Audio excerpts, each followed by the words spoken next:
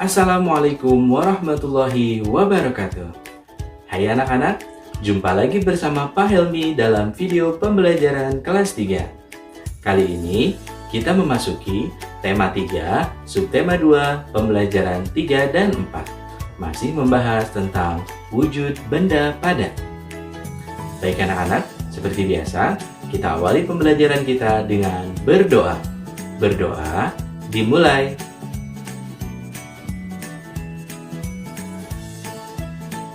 Berdoa selesai. Bismillahirrahmanirrahim. Baik anak-anak, pada pembelajaran 3 kali ini kalian akan membahas tentang benda padat. Benda padat itu apa sih sebetulnya? Pengertian benda padat adalah suatu benda yang memiliki volume dan bentuknya tetap, tidak berubah-ubah.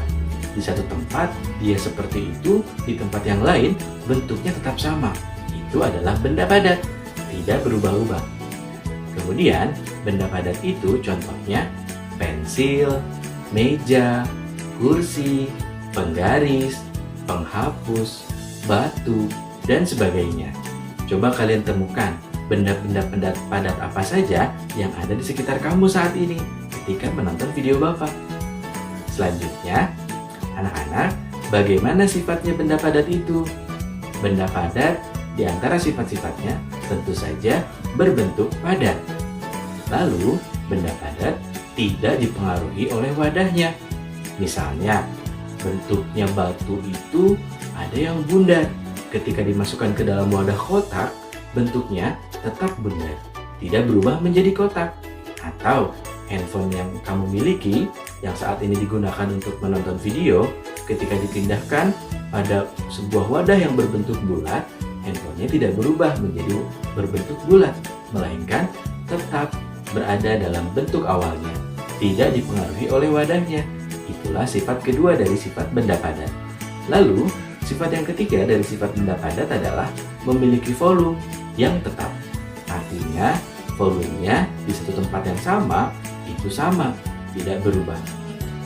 Dan benda padat itu tentu saja menempati ruang, sama seperti benda-benda yang lainnya. Lalu, kita akan mengenal perubahan wujud dari benda padat. Kalian perhatikan ya, ada yang disebut dengan mencair. Apa itu mencair? Yakni perubahan wujud benda padat menjadi cair. Itu disebut dengan mencair. Bapak ulangi ya, ada yang disebut dengan mencair, yakni perubahan wujud benda padat dari padat menjadi cair. Contohnya seperti apa? Contohnya coklat. Ketika lama-kelamaan dalam suhu yang sangat panas, ia akan mencair. Yang tadinya coklat padat, ketika terkena panas, ia berubah menjadi cair. Atau es batu. Es batu yang kamu ambil dari kulkas yang awalnya berbentuk keras, lama-kelamaan dalam suhu ruangan, ia akan mencair, berubah dari padat menjadi cair. Selanjutnya, ada yang disebut dengan menyublim. Apa itu menyublim? Menyublim itu adalah perubahan wujud benda padat dari yang tadinya padat berubah menjadi gas. Seperti apa sih Pak contohnya? Contohnya itu adalah kapur barus yang disimpan dalam sebuah lemari pakaian. Biasanya lama-kelamaan dan tentu saja seperti sifatnya, ia berubah menjadi gas. Kapur barusnya yang tadinya ada di dalam lemari tiba-tiba menghilang, tidak terlihat, berubah menjadi gas. Wah, kemana kapurnya? Ingat ya, ini namanya kapur barus. Kapur yang digunakan untuk membuat sebuah pakaian yang ada di dalam lemari tidak dimasuki oleh hewan-hewan yang lain. Dapatkah kamu menyebutkan contoh yang lainnya? Pernah melihat pewangi ruangan yang berbentuk padat yang dimasukkan ke dalam sebuah wadah plastik, lama-kelamaan bendanya hilang. Itu bukan hilang, melainkan berubah. Yang tadinya padat berubah menjadi benda gas. Selanjutnya, mari sama-sama kita belajar memecahkan soal cerita yang berkaitan dengan jarak. Contoh soal yang pertama. Rumah Rudi berjarak 2 km dari rumah Anita. Jarak dari rumah Anita ke rumah Bayu 6 km. Nah, berapa jarak yang ditempuh dari rumah Rudi ke rumah Bayu? Oh, Bapak ulangi. Berapa jarak yang ditempuh Rudi dari rumahnya ke rumah Bayu? Bagaimana caranya untuk memecahkan soal tersebut? Mari sama-sama kita bahas. Ini adalah simulasi gambarnya. Rumah Yudi, rumah Anita, rumah Karin, lalu di paling ujung ada rumah Bayu. Dari rumah Yudi ke rumah Rudi, ke rumah Anita, itu jaraknya 2 km. Sedangkan dari rumah Anita sampai ke rumah Bayu, jaraknya 6 km. Jadi, kalau Rudi akan berangkat dari rumahnya menuju rumah Bayu, maka ia harus menempuh jarak 2 km ditambah 6 km. Maka hasilnya adalah 8 km. Baik anak-anak, contoh berikutnya. Contoh 2. Rumah Rama berjarak 3.500 meter dari rumah Siti. Jarak dari rumah Siti ke tempat posyandu itu 3.500 meter. Nah, berapa jarak yang ditempuh oleh Rama dari rumahnya ke tempat posyandu? Berikut pembahasannya. Perhatikan ya, seperti pada gambar. Di bagian atas adalah bagian rumah-rumahnya. Di bagian bawah ada posyandu, ada musola, ada rumah Bayu, toko, dan pos kamling. Bagaimana cara mengerjakannya?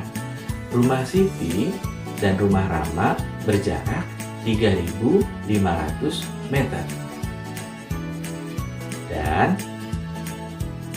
dari rumah Siti ke posyandu itu berjarak 3.500 meter juga. Maka yang harus ditempuh adalah 7.000 meter. Itu adalah penjumlahan dari 3.500 meter rumah Rama ke rumah Siti dan 3.500 meter dari rumah Siti ke posyandu. Baik anak-anak, kita memasuki pembelajaran yang keempat. Kita akan membahas melihat benda cair lebih dekat. Baik anak-anak, sekitar 70% dari permukaan bumi kita itu tertutupi oleh air. Ada air yang berada di kawasan daratan. Kita bisa menyebutnya dengan sebutan danau, sungai, dan lain-lain. Ada juga air yang berada di lautan luas. Ada laut, ada samudra yang permukaannya jauh lebih luas daripada sungai dan tentu saja daripada danau. Maka 70% permukaan bumi itu sebetulnya tertutupi oleh air. Kemudian tubuh manusia, nih badan kita juga 2/3-nya merupakan bagian yang cair. Nah, anak-anak, apa sih benda cair itu? Benda cair adalah suatu benda yang bersifat seperti air. Dia tidak padat serta tidak berupa gas, dan untuk fase zat molekulnya dengan relatif bebas. Contohnya apa ya? Contohnya kecap, sirup, minyak, dan lain-lain. Atau contoh lainnya susu. Siapa di sini yang tidak suka minum susu? Yang sangat baik untuk kesehatan kita. Baik anak-anak, selanjutnya bagaimana sifat benda cair? Sifat benda cair diantaranya 1. Bentuknya tidak tetap. Dia berubah-ubah, menyesuaikan dengan wadah yang ia tempati. Lalu dia mengalir dari tempat yang tinggi ke tempat yang rendah. Contoh, air sungai. Dia mengalir dari daratan yang sangat tinggi sampai ke bagian hilirnya. Kemudian, sifat yang ketiga adalah air itu menekan ke segala arah. Dia berpencar, kemudian meresap melalui celah-celah kecil, berbeda dengan benda padat yang membutuhkan ruang tertentu untuk bisa melaluinya. Kemudian, yang kelima, permukaannya selalu datar di bagian atasnya. Kemudian, volumenya tetap. Baik anak-anak, air sangat penting tentu saja bagi kehidupan makhluk hidup. Jika kita kekurangan air, kira-kira bagaimana dengan tubuh kita? Tubuh kita pasti akan lemas. Dalam sehari-hari, kita harus minum air putih minimal 8 gelas, atau dalam hitungan liter, kira-kira jumlahnya 2 liter. manusia sangat bergantung pada air dalam kehidupan sehari-harinya, mulai dari bangun tidur sampai akan tidur lagi. Maka jangan malas minum air putih ya, demi kesehatan tubuh kita. Apalagi setelah melakukan olahraga, banyak sekali zat-zat cair kita yang keluar, di antaranya melalui keringat tubuh kita. Maka harus dikembalikan cairan tersebut dengan caranya meminum air yang banyak. Setelah kita melakukan olahraga, cairan yang ada dalam tubuh kita itu akan berkurang. Oleh karena itu tentu saja setelah melakukan olahraga, kita harus meminum air secukupnya agar badan tidak menjadi lemas, atau dalam istilah kesehatan disebut dengan dehidrasi. Baik anak-anak, selanjutnya kita akan belajar bagaimana caranya menangkap dan memantulkan bola. Seperti pada gambar, ini adalah gambar baris pertama, ada tombol titik besar, ada titik hitam berwarna yang berjumlah 3 di baris pertama. Kemudian di baris keduanya ada juga tanda titik.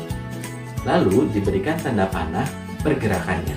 Itu adalah cara dan pos masing-masingnya untuk melemparkan bola. Setiap kelompok harus memindahkan bola yang dipindahkan dari satu titik ke titik lainnya. Caranya dengan memantulkan bola sambil berjalan. Ini dilakukan dengan pasanganmu ketika akan melakukan lemparan dan pantulan bola. Tapi sekali lagi, walaupun pergerakan kita terbatas saat ini di masa pandemi, kalian tetap dalam melakukannya dalam ruang terbatas di sekitar rumah. Apa sih sebetulnya manfaat permainan memantulkan dan menangkap bola? Ada manfaatnya. 1. Dengan lawan main kita bisa melatih kekompakan. Kemudian dapat melatih konsentrasi, lalu dapat melatih kelincahan, kerjasama, dan tentu saja memperkuat otot tangan dan otot kaki. Bekerja sama termasuk pengamalan dari sila Pancasila yang ketiga. Ada yang masih ingat sila Pancasila itu apa saja ya? 1. Ketuhanan yang Maha Esa. 2. Kemanusiaan yang adil dan beradab. 3. Persatuan Indonesia. Bekerja sama termasuk dalam pengamalan Pancasila sila yang ketiga.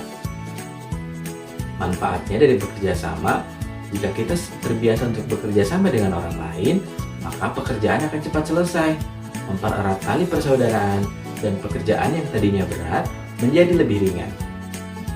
Contoh kegiatan yang membutuhkan kerjasama, diantaranya piket kelas, membersihkan ruangan kelas, atau kalian di rumah membersihkan ruangan rumah. Kemudian contoh yang bekerja sama adalah ronda malam, menjaga keamanan lingkungan, atau kerja bakti, membersihkan lingkungan sekitar kita. Baik anak-anak, itulah tadi video pembelajaran kita pada hari ini. Semoga bermanfaat ya. Tetap jaga kesehatan, jangan lupa gunakan masker saat keluar rumah, dan bersihkan badanmu saat kembali masuk ke dalam rumah. Jangan lupa like, comment, share, and subscribe. Terima kasih.